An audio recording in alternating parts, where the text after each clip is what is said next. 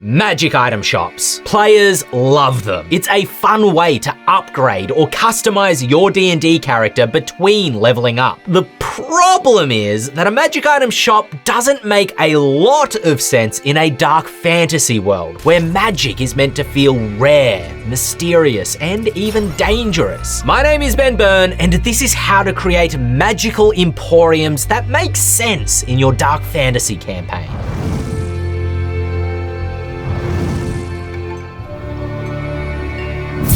The first thing you should think about is where and why you're placing a magical emporium in your campaign world. Where is the party currently adventuring? Are they in a bustling mercantile city like Morencia or Novigrad? Or are they exploring the depths of a deep swamp where no civilization reaches? Magical emporiums can be immersion-breakingly conspicuous if you just drop them in every town just so the party have somewhere to spend their gold. In a mercantile city, magic items might only be traded in a black market controlled by the Ebon Syndicate. The party may be enticed by rumors of this secret emporium. To access the emporium, your characters must complete a quest for the Syndicate. They must prove that they can be trusted not to expose the black market. Or maybe your party rogue or bard can beg, barter, or sneak their way into the black market. In an isolated village, perhaps there lives an apothecary who brews potions, poisons, and remedies. They forage for their ingredients in the surrounding dark woods, but few in the village buy from the apothecary. The potion brewer is suspected of being a warlock. Is there any truth to that rumor? Proving the apothecary's innocence, escorting them to the safety of another town, or helping to break their warlock pact could all be part of your campaign's adventure.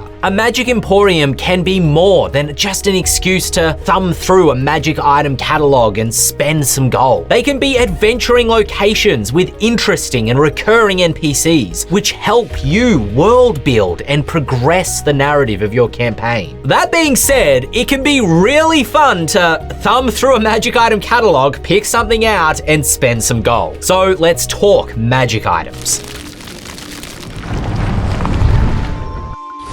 Once you've decided where your magic emporium is located and why it exists there, a theme should start to emerge about the magic items your emporium will stock. Now, Woodland Apothecary is most likely to stock potions, poisons, and maybe some rare herbalism ingredients. Maybe they'll even craft specific potions on request. The Ebon Syndicate's black market might specialize in cursed or blasphemous objects like a scroll of animate dead or a suit of demon armor. Maintaining a theme in your emporium's catalog supports the world building that you've established, just like commenting on this video helps support this channel. To be honest, your dark fantasy emporiums should tend towards stocking magic items with simple or subtle effects anyway, to keep magic feeling rare and mysterious. For example, an emporium that sells wilderness supplies is more likely to stock a cloak of elven kind than a cloak of the bat. One cloak makes you a lot stealthier, while the other cloak allows you to fly and polymorphs you into a bat.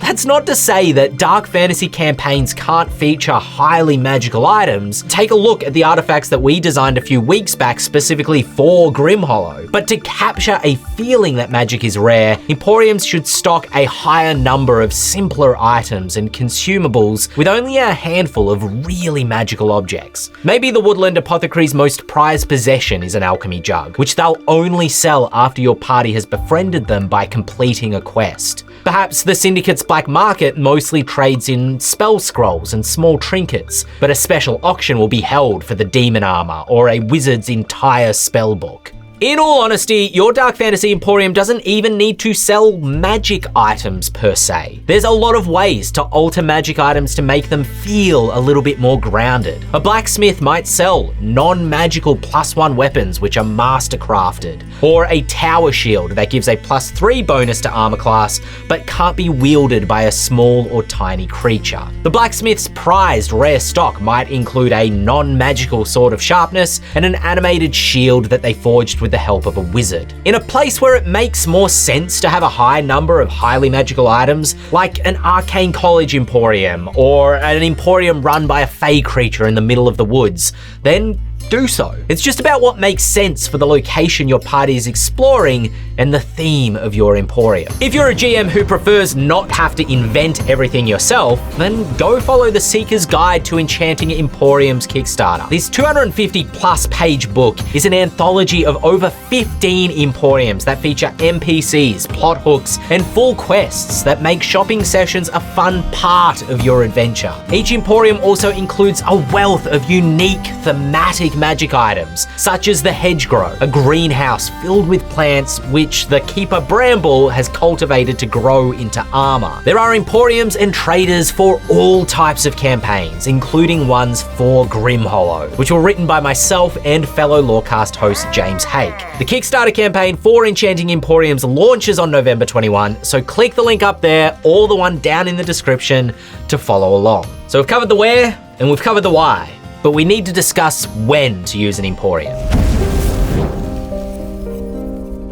Magic Emporiums are a great circuit breaker session, which is an idea I introduced way back in one of our early videos about hope in dark fantasy. Circuit breaker sessions are an opportunity for you to introduce levity into your campaign so that your players can relax from the darker elements in your world. This can be important so that your group doesn't become exhausted on tragedy and horror, and a circuit breaker session could be needed at any time. So it's a good idea to have as many ideas for Magic Emporiums that make sense so that you can drop them anywhere without breaking the immersion of your campaign world. Magic Emporiums are also a great idea when your party reaches a new hub of civilization, especially when they're returning from a long stint in the wilderness. But a cleverly designed Emporium or traveling trader can also appear in the wilderness to break up combat and exploration encounters with something that feels a little more social. If your players are getting itchy for a level up, but they haven't gathered enough XP, or you're not quite ready to give them that milestone,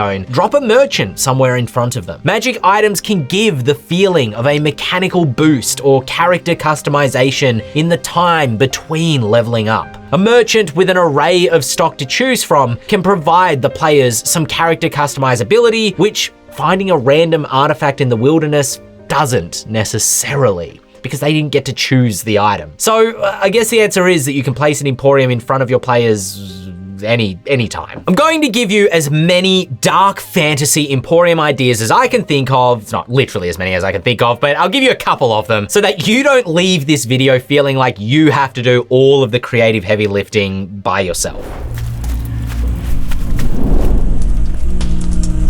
Two licensed mages, Mr. Zapier and Dr. Grustein, share ownership of a famous magic shop on the bustling streets of a busy city like Altenheim or Novigrad. The pair sell weapons and oddities that are a blend of magic and science. Their stock includes a drift globe and a Tesla cannon that works like a wand of lightning bolts. Protesters crowd outside their shop day and night, decrying the dangers of magic. Zapier and Grustein have aristocratic connections and investment for new inventions. The Ebon Syndicate wish to make a deal with the wizarding pair for some of their stock to fall off the back of a wagon and be smuggled elsewhere in the Empire. Will the party fend off the Ebon Syndicate or help the Syndicate reach a deal with the two wizards? Can the party stop the protesters turning into a violent mob? Could the characters attend an expensive dinner and try investing with Zapier and Grustein themselves? Or could the party try to heist their magic shop? You can create an easy adventure hook when Dr. Grustein goes missing. Was he abducted by the Syndicate, taken by the mob, or a victim of a magical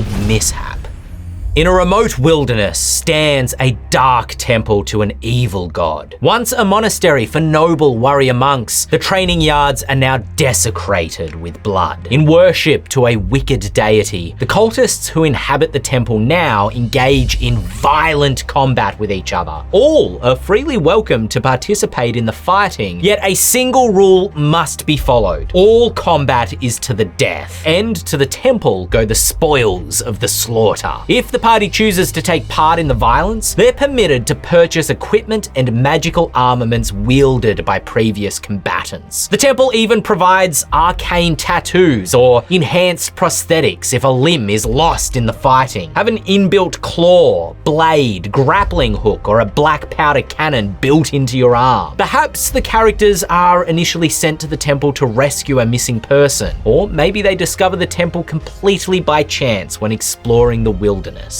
A small town trinket shop sells grotesque magic items with a dark fantasy flavor. Perhaps the owner is a fiend who sells these objects for signing contracts rather than for gold. A cursed coin that allows its bearer to make any saving throw with advantage, yet their subsequent saving throw is made with disadvantage, which resets the coin. A mummified head whispers secrets as a way of casting divination spells. A shriveled owl corpse functions like a figurine of wondrous power. When you use the serpentine owl figurine, its corpse grotesquely grows out to full size, and when 8 hours ends, the corpse decays and shrivels up again back into your hand. The locals want the trinket shop merchant to be run out of town, or the party could complete contracts for the fiend instead of paying gold for their magic items. A pair of dwarven brothers mastercraft weapons infused with elemental power, a throwing axe that freezes its targets, or chained blades that ignite them with flame. You could use the rules for these weapons that we designed in this video, inspired by God of War Ragnarok. Or if your party wants to craft their own magic items from the remains of the monsters they slay,